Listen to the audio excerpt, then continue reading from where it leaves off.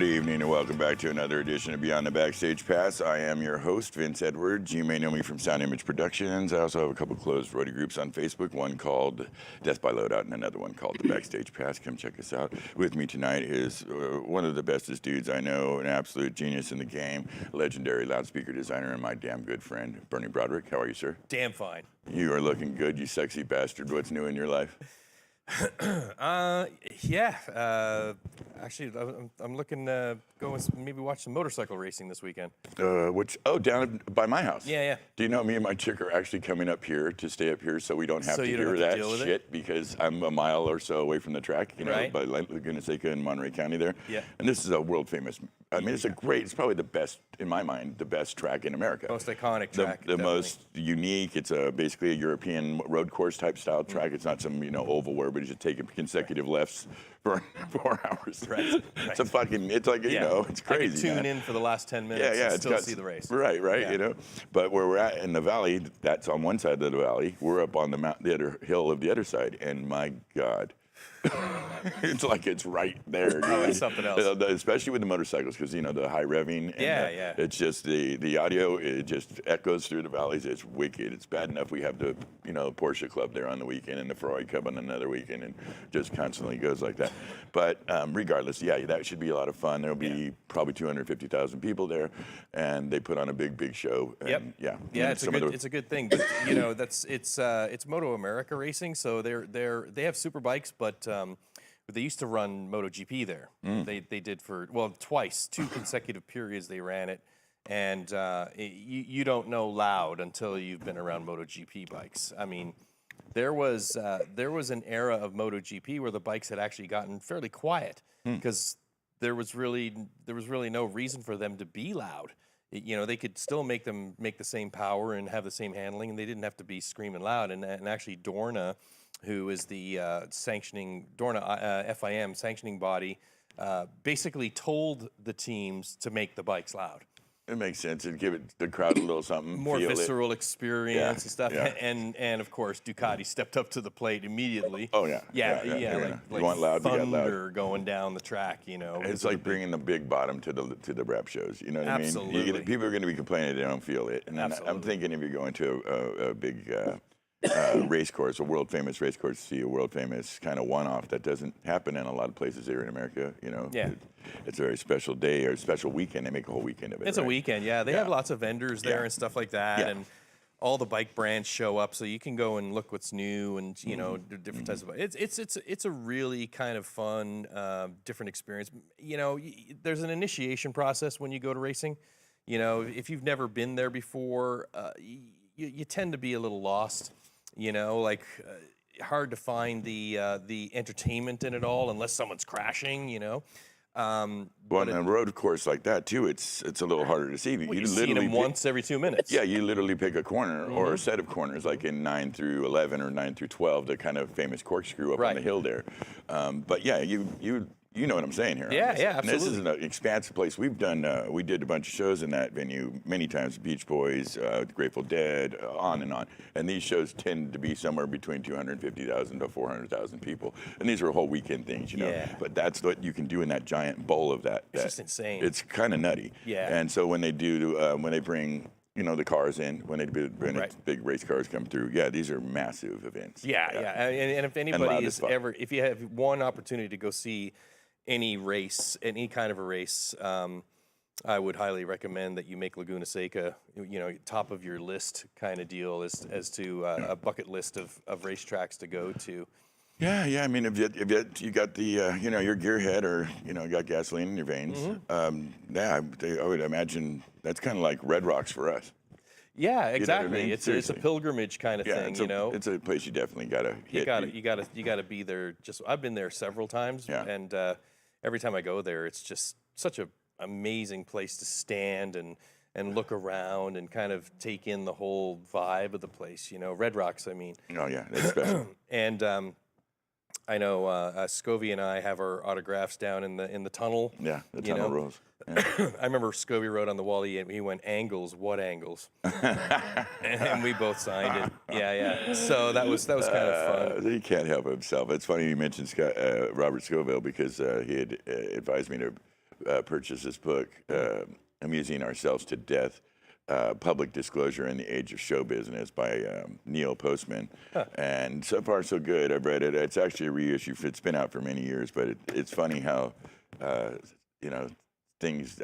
now it comes good? Yeah. How prognostications... are so timely and present. Yeah. So, but when Scobell says, "Hey, you might want to check this thing out," I listen. So I went, I got it. I'll let you guys know when I'm done with it if it's worth you putting in some money and reading it yourselves. But heads up to him. We saw him yesterday in the back lounge, and it was great to see him. How's he managing that out there now? I know he's got full Kenny Rogers on us. He kind of looked like a Santa. He was perfectly white all the way around. You know? He kind of looked like a Santa had trimmed his beard for the summer or something. And he's gone country. Oh, full. But he's doing the Chesney. He's out front for Kenny Chesney, and as you know, Kenny Chesney's a big stadium artist. So he's out doing 40, 50,000 people a night and loving it. Yeah. And it's that's a sweet spot for Robert. Oh yeah, for sure. He loves those environments. Yeah, and I guess he's just got everything that he asked for to be successful, and hence they're being very successful. Very successful. Yeah, he's heard nothing but good things, and it was nice to speak with him and the rest of the guys on the lounge. Well, I mean, as a huge credit to Chesney in at least from our perspective of the industry. I remember talking to Robert, several times after the passing of Patti, and talking to him about what he could potentially do next. And he really didn't see any great necessity to run out and grab something, and preferred to wait for an act that he thought he could really bring it to. Yeah, but to offer something too. But I remember that. I know the exact period because it was the Patti thing happened pre-COVID. Then this rolled in. Remember? Yeah. Well, I mean, Patti passed away in 2017. Yeah, so, that's what I'm saying. Patti, and he kind of just sat back and he did his Avid thing. Yep. Yeah, and, there was a couple of offers that I know. He waited for a sweet spot. Yeah. And I think he was a little played out too. We get tired. Yeah, I think he needed a little downtime. If I think at the time there was some things bubbling up. It could have been Fleetwood Mac. It could have been some, But he really wanted to work with an iconic band. And so this Chesney thing was a bit of a surprise, a country act. But I knew as soon as I, saw what they were doing and what was about to happen that this is going to be a definite sweet spot for him. Apparently, as a band, Chesney's in his own right carries it pretty hard. I don't know I'm not that familiar with his work, but I am familiar with, first of all, the crew and how they run that. So that is a tight ship, and they keep care of their people. They're very, very good to the crew, and as players, some hot shot players there. There's some Robert Scoville mixed caliber players there. That go into like his history. You deserve to be mixed by Robert Scoville. This is Russia's guy we're talking about. So we get that sweet ear on there, and so it makes a lot of sense. And apparently he's loving it. He's really enjoying. Hope we get a chance to see it before it's over. Yeah, I don't think he's coming through. I think he said something about Tahoe. Tahoe? I think he's going to be in Tahoe up at what the fuck is that? Harvey's. Maybe we'll run up there. Okay. Go say hi to him. That'd be lovely. Take a night and just boom. We can do that. We're adults. I have to get permission from my wife. I can take you on the back of the bike, you bitch. My wife, my boss, so you. Mikey's got to say it's cool. And if everybody's cool with it, honey, I love you. Then I'll go with you, man. See, we can't plan this shit when we're live on air, man. You got to wait till it's dark. Yeah, right. And now everybody knows. Now everybody knows. Yeah. My dance card will get real full real quick on that weekend, probably. I wanted to do a quick shout out to Pat O'Doul. Pat O'Doul, I need to talk with you, brother. Reach out. I want to get that swag that we talked about to you sooner than later, and I want a couple more of those lighters. Let's make some kind of contract, my brother. Contract indeed. Yeah, I love this guy, but he's always working over in San Francisco for IATSE 16, and so us getting together is harder than I like to imagine. And I owe him some hoodies and some T-shirts and so on. So speaking of getting together, and long time no see, I was really surprised to walk up and be called out by somebody. Hey, Bernie. And looking straight in the face and knowing exactly who I was looking at, but as often happens with us, the name escaped me. Oh goodness! And it was you Lauren White. Talking about Lauren White. Yeah.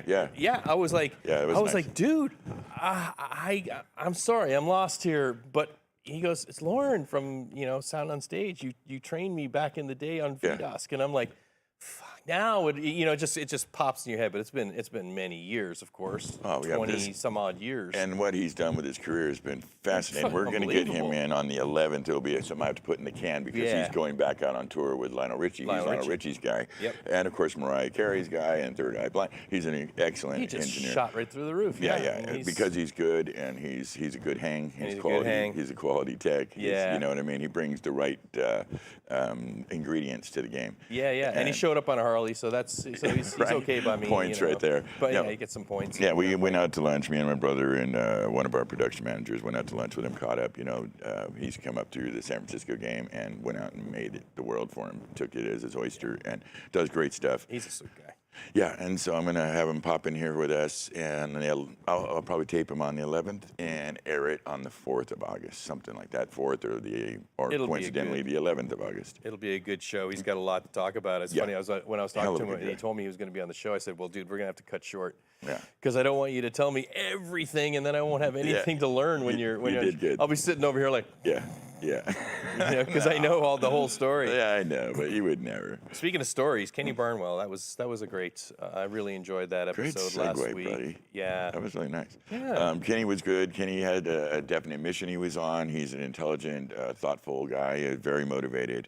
I think he sees opportunity in sharing his vision and his knowledge, and the way he thinks that there's a way to get through the game and basically be successful with some what sounded to me like some tips of how you can comport yourself, mental health, so on and so forth. Total go-getter, great technician in his own right, and he's out with that K-pop band, having fun. But those guys bring the big shows, man. Yeah.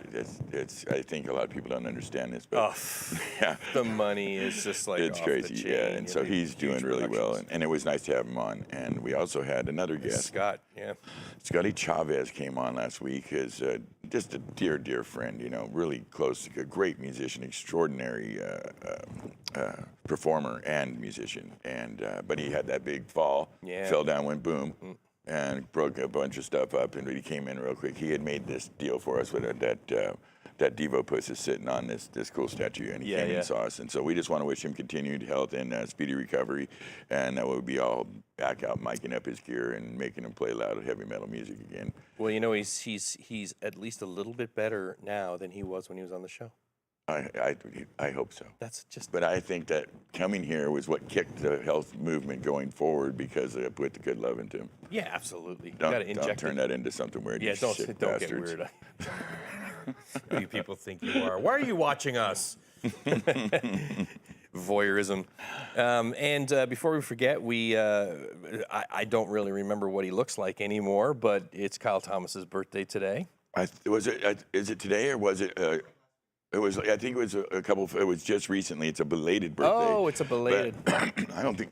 That's all right. I don't remember what he looks like anyway. Yeah, he's like a short dude with like really springy hair. Yeah, he's probably changed now. I don't know. He could have got taller. It's been years. Maybe shaved his head. Probably shaved his head. He's probably out has a there beard. Doing something, running amok with. I think he's out with Brian. We got him on Brian Wilson. Oh, is he still out with Brian? Yeah. Or he jumped ship and went to Usher. I'm not sure which one's done yet, but. Is he still? Thank you, Mike. Mike says he's still on Brian Wilson, so he's out touring the country with Brian, and that's got to be fun. But we wanted to wish him a happy birthday. I think I sent him a note personally, but I didn't say it on the air. And he's done a lot of good with us. He's probably sat through 60, 70 shows with us. Yeah. And he's a good kid, and so he'll be back around. Yeah, if you here can do that, you're the shit. Yeah, and we'll share duties, but we're gonna have that. We talked about that video death match between you two. And right. Some raw meat right here. And we're just gonna figure out who's gonna carry on in the guest host seat because I love you both. Yeah. Don't leave it to me to decide. That'd be wrong. Yeah. No. You two sort it out. I'll attack him electronically. Okay, that makes totally perfect sense. Exactly. Do that Cuban. Yeah. He'll come out with a stick, and I'll have some sonic generator over the corner that'll tear meat off his bones. One of them ARAD systems. One of those ARADs, yeah. I won't even get my hands dirty. No, not at all. You know. Shit, you can do that from 100 feet. Yeah. Because the experience does count, right? Yeah. And so we got through the 4th of July weekend. Fuck the goddamn fucking firework. Man, that shit, and it's still going on. Yeah, they're still doing it. They're still doing it. They start 2 days before, and they go. It's like how much money do you have? I was thinking that too on the night of. Yeah. Because they were really letting off some serious. Shit's not cheap. There was some serious thunder going down. We're talking about neighborhood fireworks. We're not talking about a displays. Big We're talking metal about the dude show would next have been door. proud. You know Yeah, what I mean? yeah. The dude next door's got his own fucking arsenal of fireworks. It's a thing, man. And it's yeah. But I didn't get out to Oxbow, but I heard that was great with Lovers and Strangers, and everything was super chill and super fine. Lots of people. Apparently, it went really well. Mikey was out there. Mikey handled the show this time. Yeah, that's right. My brother's out mixing. Mikey's handling the other acts. Brother handled Lovers and Strangers, and they kicked ass. That's what they do. That's just how it goes. Well, they've been around for a while. They know how to get it done. And you did make a note of John Del Rio, although it doesn't say anything about why. But just saying a shout out. Or? I was doing something. I turned right back. Now this is a big man. This is a big steel throw-in. He's a professional stage designer. He's the man behind Gallagher, or one of certainly the men behind Gallagher Staging. And he had popped in. He's one of our dear friends. Him, my brother, Bob Powers, have the page Loving Hands for Stagehands. Go check it out. It's a place where if you need insight or you got some things going on, your head's a little up your ass, they're helping each other out. They got good resources and a good message. Loving Hands for Stagehands is on Facebook. And so I just wanted to give a shout out to Johnny Del Rio because he's a sweetheart of a man. Because he does a my lot. Brother. Yeah, he's a good boy. All right, man. Thank you for being here as usual. I love you. I'm gonna do this thing. I've got a crazy, awesome, super like seriously, you fuckers. I got a great guest on tonight. Like a pioneer, a leader in the game. All right, I'm gonna go over here. Put your filter on. I gotta do this. Yeah, I wonder if I can read it. All right, here we go. All right. Tonight's guest started out in the game around 1968. He is a pioneer in the live production industry. He's mixed for such greats as Ted Nugent, Billy Idol, Patti, LaBelle, Gladys Knight. He's mixed Grand Rapids Symphony. He's a consummate mixed professional, but in many ways, and by the way, hey, he loves his fishing. But in many ways, he's a do-all guy. There's not really, I don't think, anything in the game he can't do. And he's found a new way this part of his life and making it work. We're going to dig into his philosophies. It is the one and only Dansir McCullough. Yo. What up, big dog? What's happening, guys? How are you, buddy, bud? I'm good. Hey, listen, Mike, he's coming in a little funky. Can we do anything with it? Shitty microphone on a computer. Maybe he just sounds like that. Yeah. Maybe it's an accent. It's kind of it reminds me of Sonny Barger, where he had the thing. Exactly. He just passed away. He just passed away. Yeah. Dansir, my brother, I got to ask you, how would you describe what you do for a living, brother? I'm just be quiet. My dog. Yeah. Knock it up. Yeah. Ollie. I'm a stagehand. I've become a stagehand.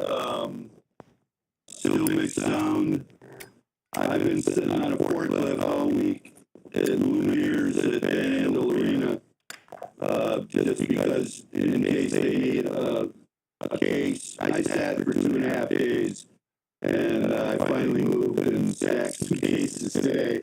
Next week I'll be working with the Kalamazoo Orchestra down in at the museum, the car museum.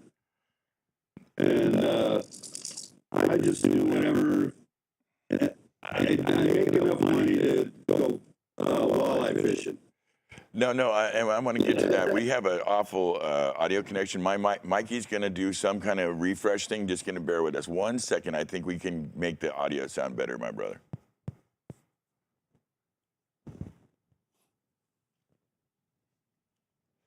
At least I hope we can. Thanks for bearing with us, folks. I'm sure you can hear me still. We're having a little technical difficulty, but I think we're going to be able to get it sorted out here in a second. Mikey's working on it. And we know you got 1,000 other places you can be, so thanks for hanging out here. Dansir, how are you, baby? Good. Oh, my you? goodness. Listen to that. There's There the you man, go. the myth, the legend. Jump in there. All right, brother. You're all good. You're fresh. Thank you, Mikey. Sorry about that, guys. We're just, I heard that, like road case, but kill the dog. What Dansir's saying is, so remember I just said Dansir's come from this huge background. He's notorious. Cal Jams. He's some of the biggest shows in rock and roll, some of the biggest bands. Long-term stuff, 11 years with Ted Nugent when he was one of the largest rock and roll acts in the world. Cat Scratch, baby. Cat Scratch, Fever, Stranglehold, Double Live, Gonzo, swinging across the stage on the rope, the whole nine. He's seen and he's done. But he made a choice at some point to pull back from that. What do you work with, IATSE 26? Yeah, local 26. Yeah, he's still in the mix. Yeah, 1998. I was working with Gladys Knight, and she was basically weekend warrior stuff for a residency in Vegas. Right. And I'd go out there, and I decided that I didn't want to be out there anymore. And this guy, Tommy Milchin, the ex-president of the local, and lived in a little town that I lived in, and up in Lake County in the middle of the woods. In Michigan. Kept asking me, come off the road, blah, blah, blah, get a gig, yada, yada. I was with Gladys at the time, and I had decided that I was done. And we played in Mount Pleasant at the casino. Everybody in the organization except her knew that I was leaving because I knew that she would talk me into staying. Yeah. So I hit the mute button at the end of the show, ran to the car. 3 days later, I was on an IA gig as a head audio in the old Welsh Auditorium. Oh, no shit. And she started calling me. She called me for 3 days, and I finally, made that decision. She didn't talk me into coming back, and I became the president of the local. I became the business agent of the local. Yeah. I was the call steward of the local. That's right. I had a house gig for 21 and a half years mixing the symphony. Yeah. And whatever other stuff. So, yeah, I chose to do what I wanted to do. I didn't make as much money.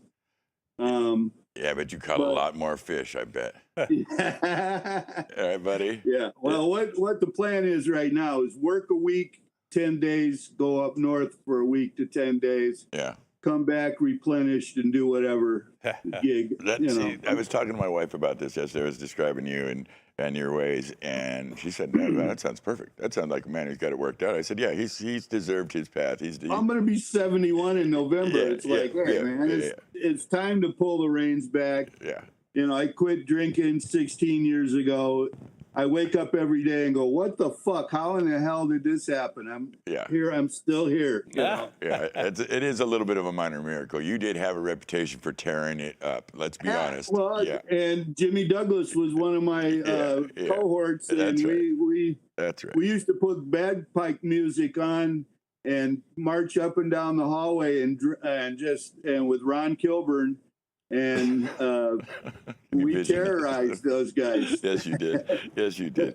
Let's go back a little bit to Ted Nugent and his formative days. Relay the story about, me and you were talking about Tana Douglas, the basically known as the first female roadie, her history with the early AC/DC. And I know their first tour coming to America was opening for Ted Nugent. How'd that work out?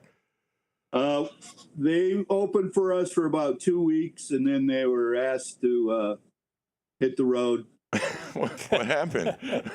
Back then, Ted was in '77. He was the biggest thing out there, and we were playing stadiums and legendary.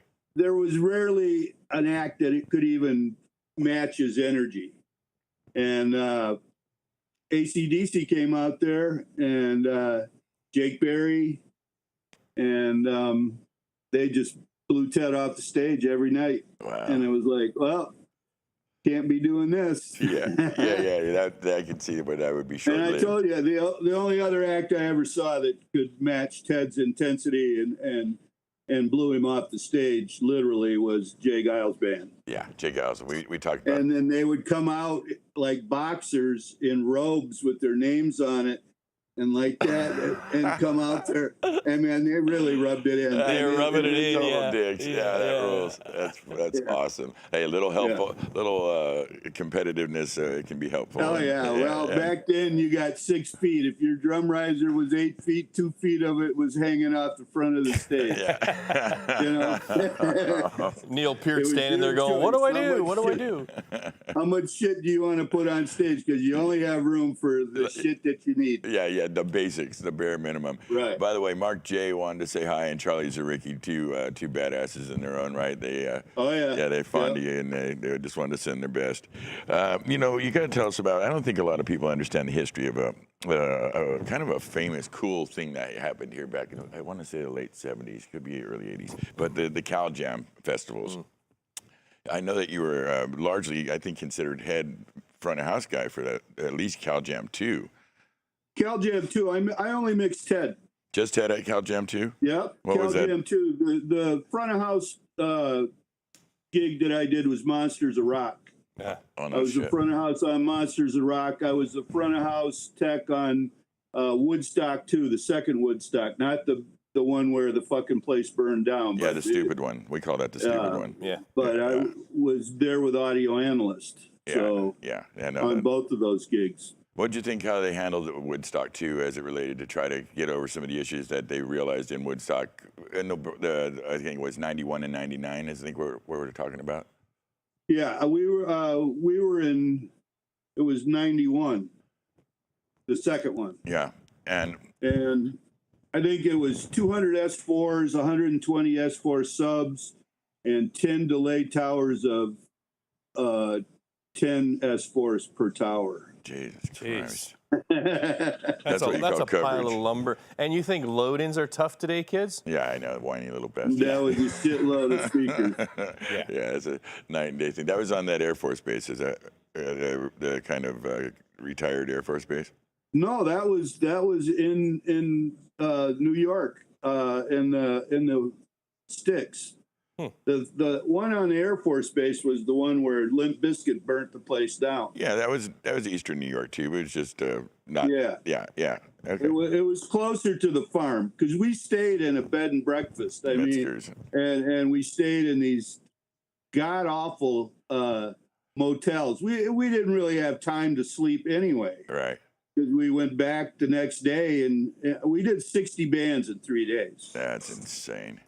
Chili Peppers closed that night, Yeah. the last night Yeah. after Peter Gabriel.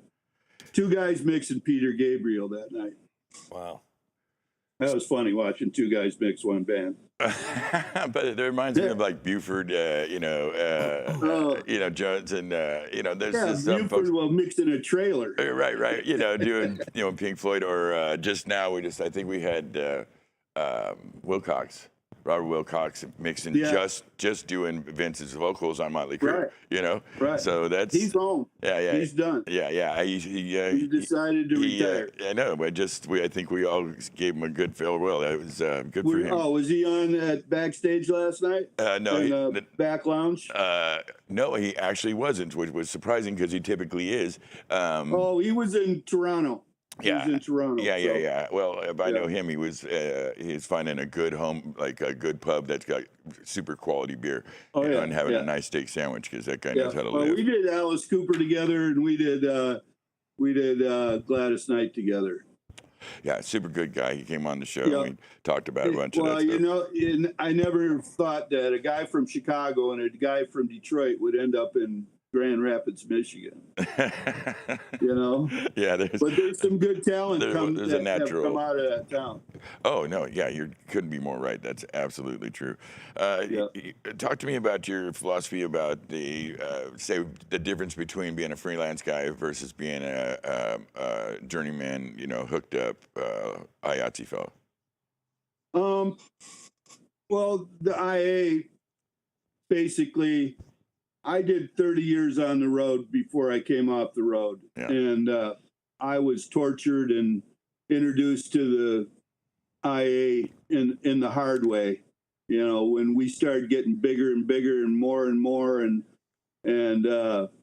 we had to deal with the union, and certain towns are hands off. And when I came back home, I decided that I was going to make all my brothers and sisters that came through town comfortable, and we were going to kick ass and do a good job. And that's a different philosophy, but it's starting to be more and more like that everywhere, because you got to show respect to the road guys. Yeah. And the road guys depend on a good crew. And after COVID, everybody's come back with 3 times as much shit. Mm-hmm. You know, it's bigger, more riggers. I mean, it's nothing to have 30 riggers on a call. And when I was with Ted Nugent in the mid 70s, we had 1 rigger, Rocky Rockwell out of Washington, D.C. Yeah, he's kind of famous, actually. Yeah.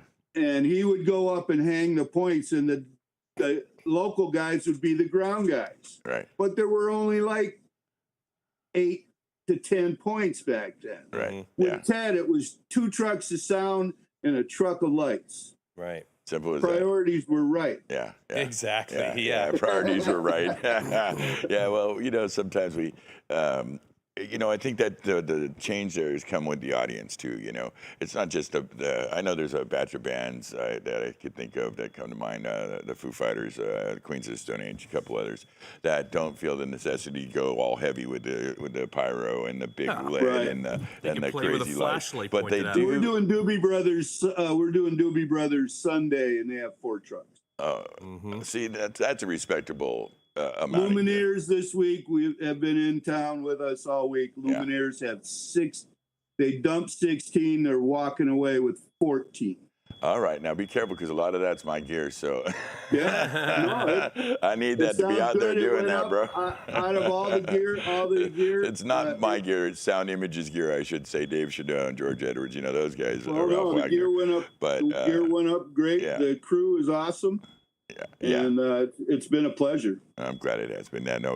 We try to come correct too. It's like you said, there has been a shift. I think that, I definitely know what you're talking about coming up in IA, having worked a lot with 1 and 16 here. That both are kind of high-end IA, and some of the older guys could be a handful sometimes, or just be very dismissive and uncooperative. Well, we are. I mean, I'm one of those guys, but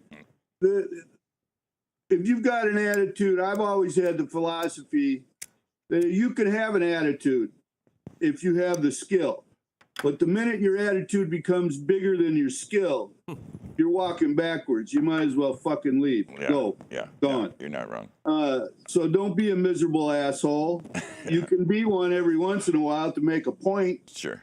And hopefully to teach somebody.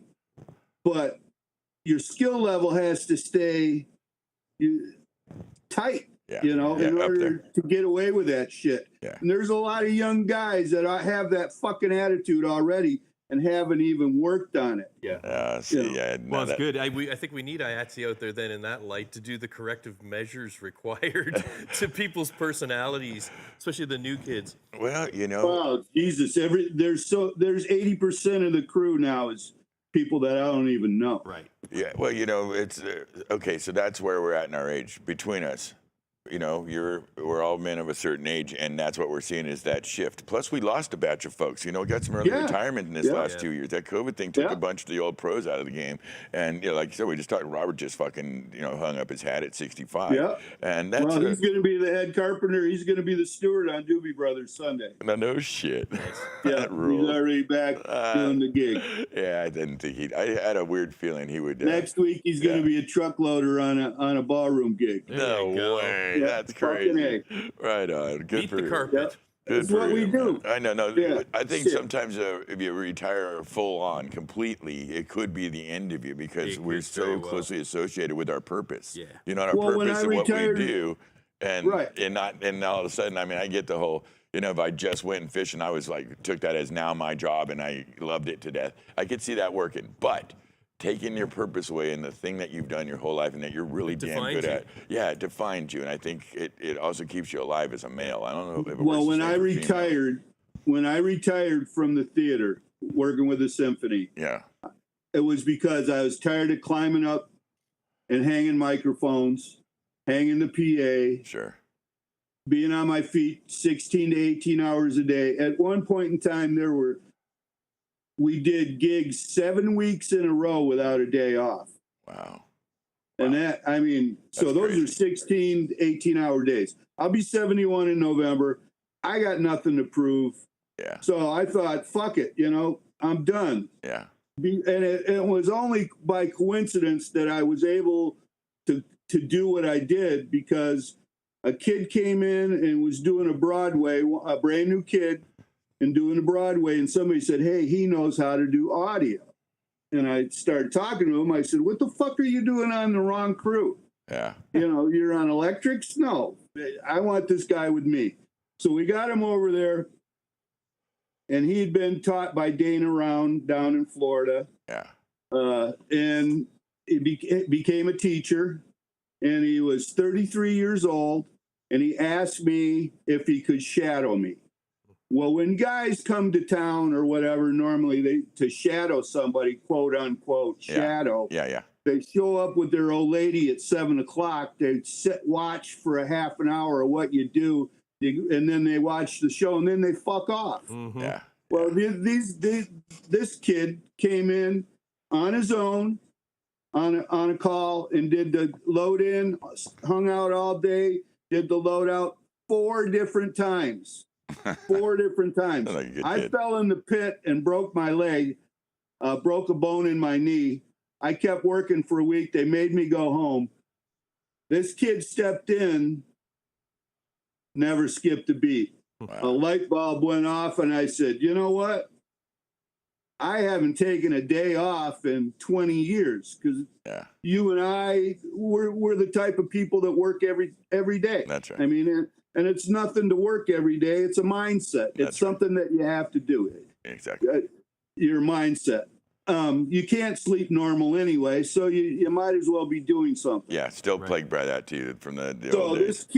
this kid came in and did it, and he got the gig. He still got the gig. He's doing great, and you know, I'm proud of him. And out of the 21 years that I was there, not one person wanted that gig, because they thought I would never leave Yeah. and I'd always be there. So nobody even took the time to learn any of the shit, because I put a D&B rig in there, special rig to the room. It wasn't just a standard hang. We've got all kinds of speakers in there. Yeah. It was a $750,000 install. Oh wow. After having 9 speakers in mono with pip cards and a Yamaha 1800. I mean, it It's was kind of night and crazy. day, huh? But I waited 15 years to put that sound system in. Yeah. And the reason why I did was because of Brit Floyd.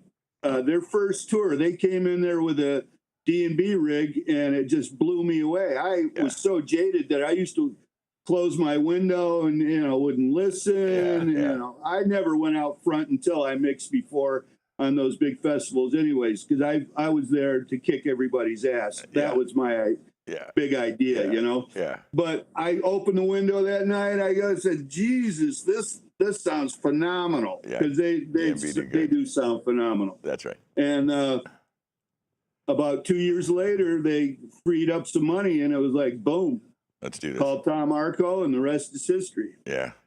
We just did a DMB install over at Great American Music Hall last week, and so I Yeah, totally it has get all it. kinds of different speakers. It's got J infra, it's got V, it's got, you know, Yeah. 8s and 10s and 12s, and You you know. left that kid in a really good spot, though, man. You know, good Yeah. rig, Dansir, Oh, yeah. Dansir approved, Dansir's trained. Oh yeah, No, he got the stamp. He got the stamp, and he hasn't let me down yet. Yeah, We need yeah. patches. Sweet. Dancer train. And patches. that's rare. Yeah, no shit, That's right? rare. Not let you down part is what you're saying. That's Dansir rare. approved, 100%. Bam. I got to roll back and ask you about Bobby Seger, because you know it's funny because I always seem like people either love him or hate him, and I don't get it, because you know he's one of the best writers, American writers in music. They talk about a Michigan guy, right?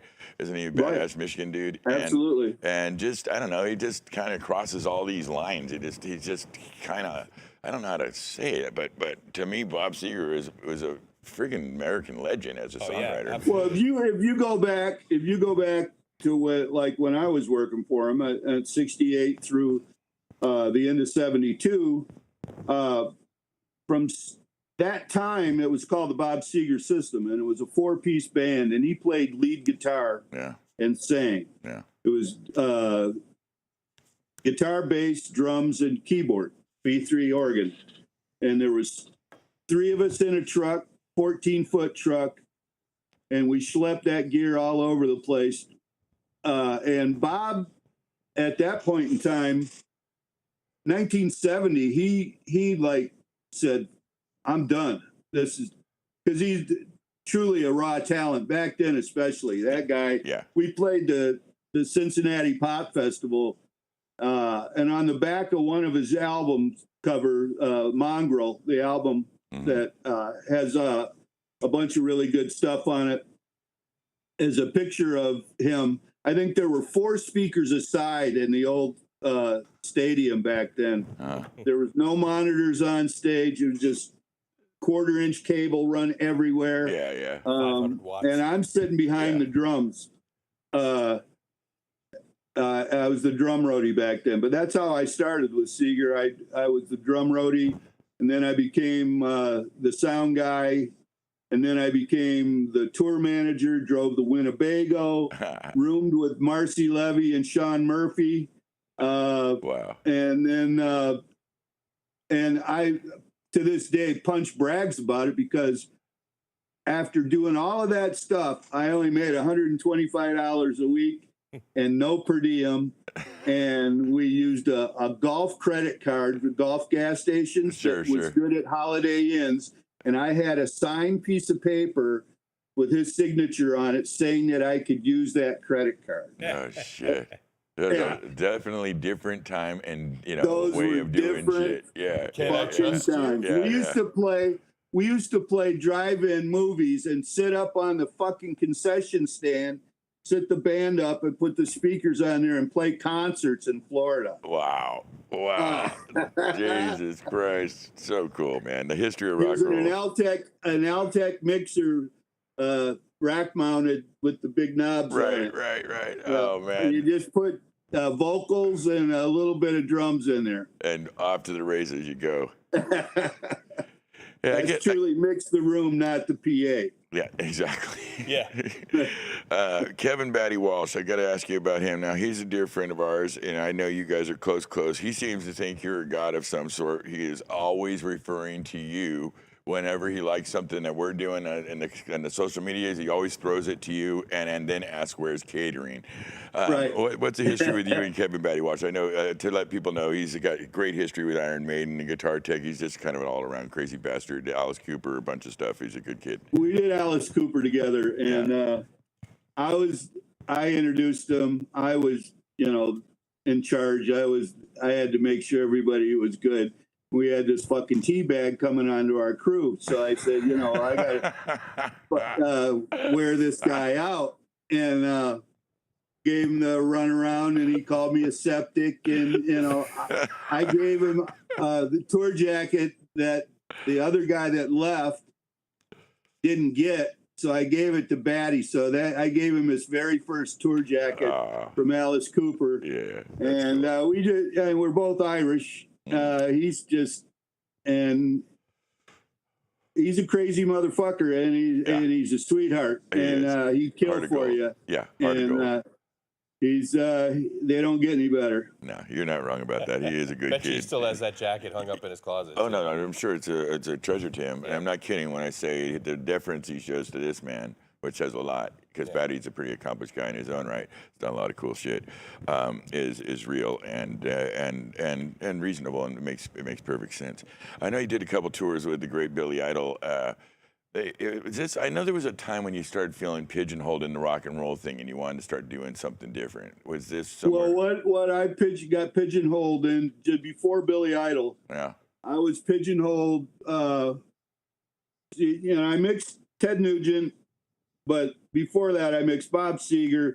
I mixed the Rockets out of Detroit. Right. I worked for them, but they were just a bar band back then, and we just did bar gigs.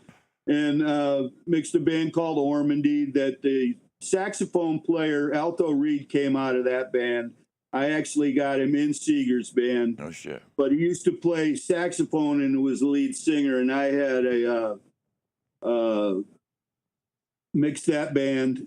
That was one of the bands. I lived in 4 different band houses in my career, early in my career, where you starved your ass off. That's right. But you were all together, and it was literally sex, drugs, rock and roll, and that's all it was. There was nothing. There was no money. There was nothing. I mean, we stole food from the milkman down the street. They still had a milk truck that they delivered milk in, and we would grab cheese and bread and milk out of his truck. Yeah. But rock and roll. You know, those were the good old days. But Bob couldn't sell out. We did a gig somewhere in Columbus, Ohio, and it was a bar. It was really cold. I remember it was really cold that night. There were 60 people there.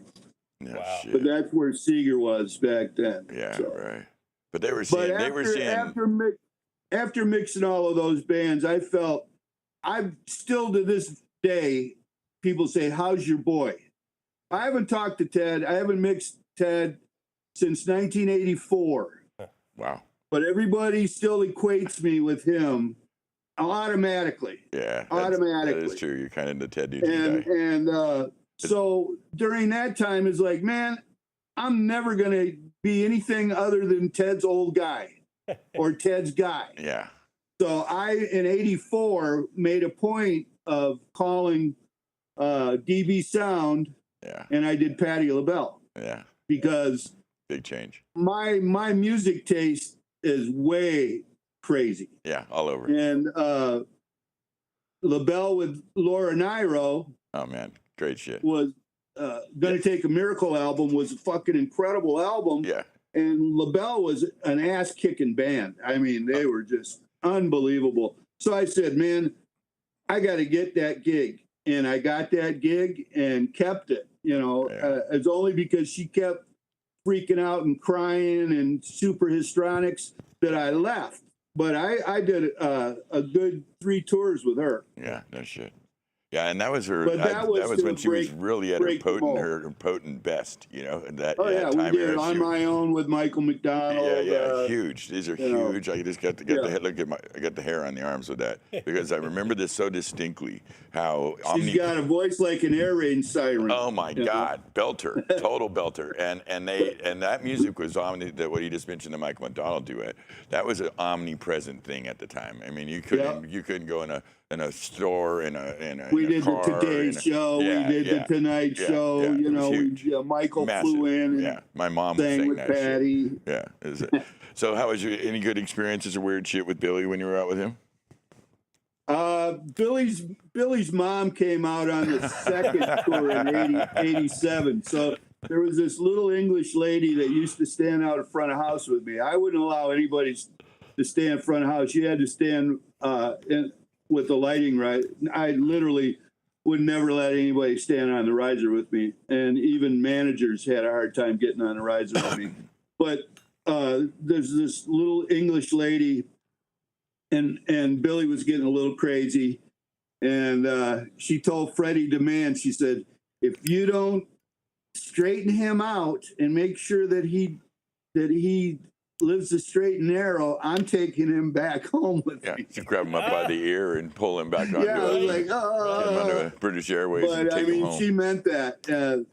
Steve Stevens was an incredible guy to work with. He's a phenomenal guitarist. He's so underrated.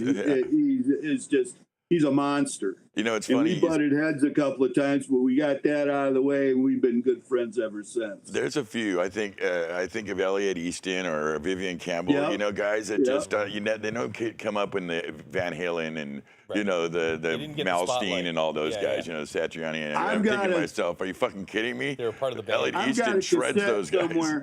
I've got a cassette somewhere of Billy doing in L.A. and.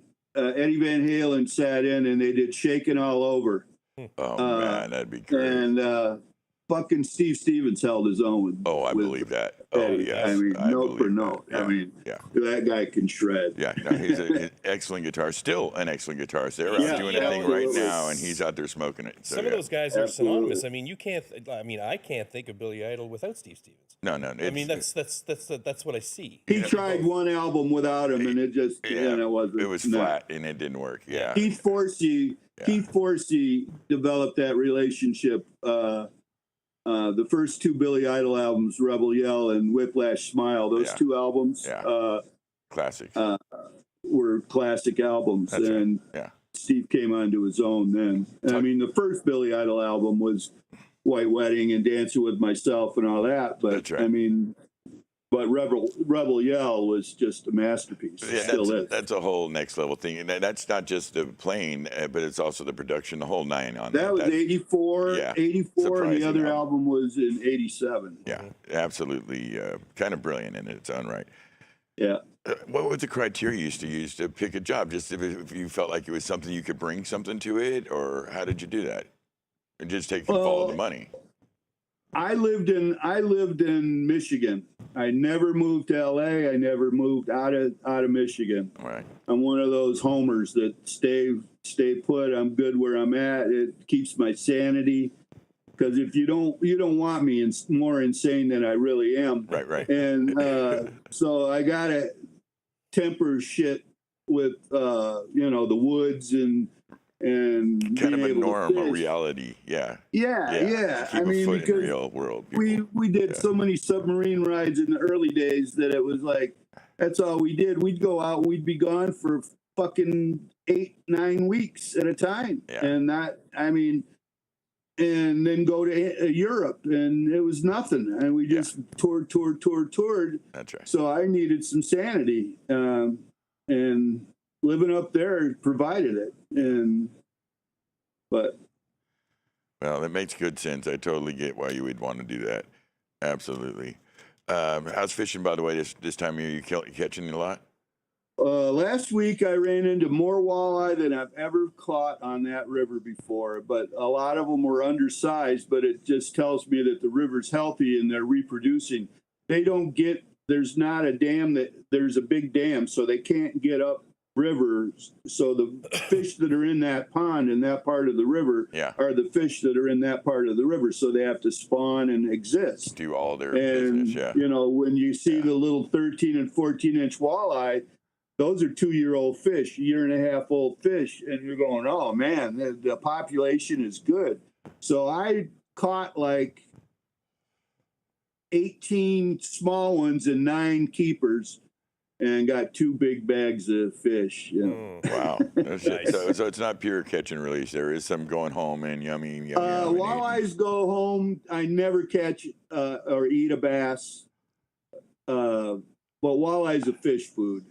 Oh, gotcha. And anything over 24, I put back so they can reproduce. Oh, that's smart. So, That's responsible. and I've lowered it to 22. So you eat the 16s to the 22s, and they're the ones that you would get in a restaurant. Oh, so shit. Yeah. perfect. Except for yours is extraordinarily fresh.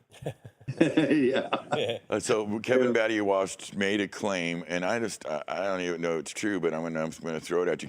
But Patti said this. Now remember that now when I ask you this. Okay. Kevin Patti said that you used to be an LD. Tell me he's lying. What's He's going a on? fucking liar. See, I knew that English son of a you cockney fuck. Maybe I leaned on the board or something. But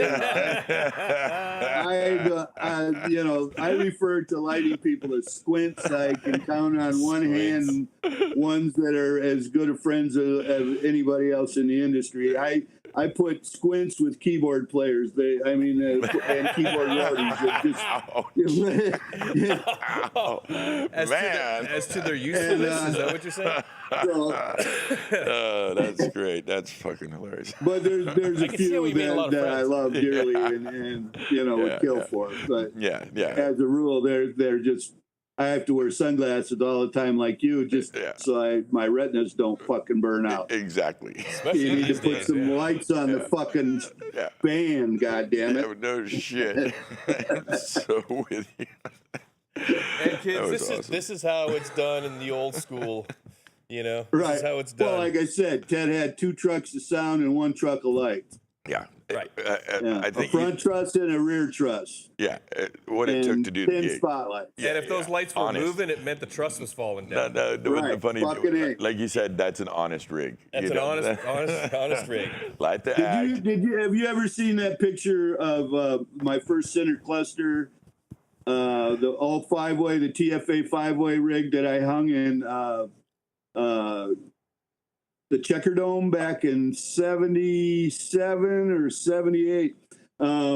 We used to take a big riser, big, huge, and put 4 motors on it and stack as much 5-way on it and then fly it. And it looks like a fucking house over top of the, and the lights would be underneath. Oh, man. But it would dwarf the band. And then I had those stacked on the side because, you know, as much as the sound sounded great stacked, it never got that all the way to the back of the room. Right. So, Couldn't do the coverage. you know, Yeah. like you could hear it, you know, that's when things started going up in the air. So I flew that, and I think Tony Morrow was my tech back then. Oh, But no shit. and Jimmy Douglas was the monitor guy for a long time with Ted. Legends right there. You just Yeah. mentioned Yeah. a bunch of badasses. Yeah. Let me ask you, man, you know, again, I get the question a lot about, you know, why I don't have younger cats on the show. And I'm honest. I say, well, they're just not that interesting. You know, I'm trying to chronicle something here. I'm trying to capture stories of people that came up, like you were saying, you know, in 70 in a place with 60 people with Bob Seger in the formative part of rock and roll. You're friggin', you know, you're using 4 motors and risers to fly. Right. And I'm sure that was all OSHA rated too. Oh, definitely OSHA Yeah. rated. yeah. That was all approved. And no we doubt. had one rigger. We had one rigger. One guy. And a bunch of rope. I love One. capturing that. But do you have any advice that you give to the youngsters? We throw this question in because we get some interesting answers on this that you have you could give to the youngsters for how to be successful in the game. They're trying to come up. They're trying to do something, trying to have a career like yours. Well, my advice to anyone is to be yourself, because when it's all said and done, you're only going to be yourself. So don't try to be somebody that you're not. And if you're happy with who you are, then be that. But if you're not, then I guess you'll have to try to be somebody. But those are the guys that really annoy the fuck out of me. And you may run into this man one day. So Mind your P's and Q's. Yeah. So, but the younger guys are cocksure. They're very, very not chatty to any older guys. They think, but I respect that. There's a lot of new guys, a lot of young kids coming up in the industry. My advice to them is, if you do have a senior guy or an older guy, you need to listen to that guy and speak when spoken to, and form your own opinions, and then share them on the back of the bus. But when you're working, you do what you do and what you're supposed to do, and run a crew and know how to delegate. There's more to it than just flying PA or mixing, and people have to learn all those skills. Like working at the theater with all the top people, Fred Meyer and the Van Andels and the DeVosses. There's a lot of high money in Grand Rapids. Yes. And the theater, He's I talking could about have a billionaires. millionaire sitting in front of me whistling, like that. And the mayor would come in, and you have to know how to not just be an asshole. You have to be a diplomat. And I tell people that doing sound is probably 70% of it. And the rest of it is learned how to deal with people and how to handle people, how to handle artists, or how not to handle artists. We've all run into people. I've never been matched yet. I'm not going to tell stories that I've done. The ones that I've done, people know, and the people that got the brunt of it Yeah. still remember. So that, you know. Yeah, you fight when you play. You come down and the horns come out, and it can get ugly. I know that. Yeah, Well, I don't and you're known push. for that. I don't actually. push. I just push back. Yeah, right, and that's not unreasonable. Now, listen, guys, you just heard that from a pioneer, a legend in our business. Really, somebody who's been there and done that. He's made some really good choices to make it so he didn't choose necessarily going there. I've said this to the young guys when they come in. Often, there's a few of us that will get rich, but most of us get good stories and bad backs. And if you plan it out well, you get good job satisfaction, and you can make a life and a career out of this. And I feel like you're an excellent kind of a figurehead of that movement. And Well, the thing is with earlier on, my peers didn't want to show me anything. yeah, that was common. Nobody wanted to show anybody anything. Yeah, old school. But the thing is we all use the same console. Mm-hmm. There weren't 5, 6, 7 consoles out front. There was one out front and there was one on stage. You either knew how to twiddle the knobs du jour, because you couldn't ask for your own console. It wasn't your own console. If you were the headliner, it was your console. But everybody else used it before you. That's right. So why not steal some EQ and learn what other people are doing? That's right. You put that up here. I never wrote one goddamn thing down or put the dots on the The cheater marks. and sit there Yeah. and do that bullshit. That's right. Once you get what a bass is supposed to sound like and what a guitar is supposed to sound like and what a drum is supposed to sound like, it does. I mean, you can't reinvent the shit. I mean, microphones get better, sleeker, more expensive. The speakers do more things for you. But when it all boils down to it, it's still up to you to have that up here. Yeah. Sound in your head. And a lot of guys don't have it. They still are searching. Every day is like they haven't done it before. Yeah, but there's a plug-in for that. Yeah. Well, Or 20. One person Right. who, to this day, top of the game, he's out with Metallica, Greg Price, who's his. He's an old friend of mine. We are very, very old friends. You know Gregory, his office is Oh, just absolutely. yonder, and he's out He right was now. mixing Alice Cooper. Exactly, before that. that's exactly right. So- And he likes to say, when he's availing himself to the youngsters, and which he's been known to do right here in this building, which is very sweet of him. And they start getting all crazy and stuck in the board. He says, "No, keep it simple, stupid. It's it's Right. where the ear and the gear meet up." Yep. And you gotta, Right. and you're not remaking the wheel. This isn't friggin' rocket science. There's If you're not learning how to do shit from the older guys, then you're a stubborn, you're ignorant full. asshole, Yeah, and you're you're not full. going to be around for very long. That's So right. that's fine. That's 100% correct. More words of wisdom. No, he's a No, he's friggin' totally- he's totally. a total prophet, dude. Yeah, Yeah. Listen, my brother, I cannot tell you how grateful I am for you to come in on short notice. I've been wanting you on this show forever. You are a true legend in the game. We respect you very much. We appreciate what you're doing, and we hope that life's going well and all's well for you. Thank you so much for coming on and sharing your experiences with Thank my you. audience. It was an absolute treat, Dansir. Yeah, it was a pleasure to Thank meet you you. too. Dansir Okay, McCullough, good to everybody. meet you. Thank you, All brother. right. Be well, Thank my you, friend. brother. Have a great night. All man. right. All right, bye-bye. Yeah. So that's why, right there. Learn how to fish, kids. That's that exactly. Yeah. This is why I bring in the pros, the guys that we get some young folks through here. We had Susie on; she was really interesting. We've had some young folks, but I love that we just got to capture a bunch of real shit right from the horse's mouth. Yeah. The guy that was there. I cannot explain that to you enough. I know he's somewhat reluctant to be the Nugent guy, but while he was the Nugent guy, that was the biggest band in the world. But that doing was some of the but, biggest but shows. the Nugent guy was the Nugent guy in those days. Yeah, and that's a real thing. If you need to research what I'm talking about, just listen to the album Double Live Gonzo. Yeah, it will Jesus. blow your friggin' Oh, yeah, mind. yeah, And yeah. we all got feelings about Ted Nugent one way or another. I get that. Musically, 1977 Ted There was Nugent. nothing compared. Yeah, he just The smoked guitar everybody. sound just Yeah. blow your face off. Really, really Yeah, special check stuff. that out And it for was sure. before we knew more about some things. Yeah. Regardless, listen, I appreciate you guys coming here. We do this every Thursday, best we can at least. We've been getting real busy with lots of stuff, and that's a good problem. But we're going to try to do it again next week with our good friend Julius Jules Corwinglia. He is he's a sweetheart of a guy, and he's just all around audio badass. Been in the game forever, knows where all the bodies are buried. We're going to get him on the show and chat it up with him. He's going to share his stories and his experiences. That should be a lot of fun. We know that you've got it. These people got a million places they could be, Bernie. Yep, they could be all over the internet, up and down the ABCs and the NBCs or wherever out in the movie. Glad they've chosen to fly jump with us. roping in the backyard, whatever. I don't know what people do actually. Do people do that sort of thing? I don't know. I think it could be up to anything. You could be up to anything, but you chose to be here with us. We appreciate it.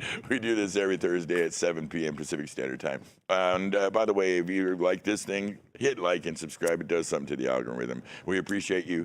We'll see you next week. Until then, be good, be well, and stay out of trouble. Good night. Good night.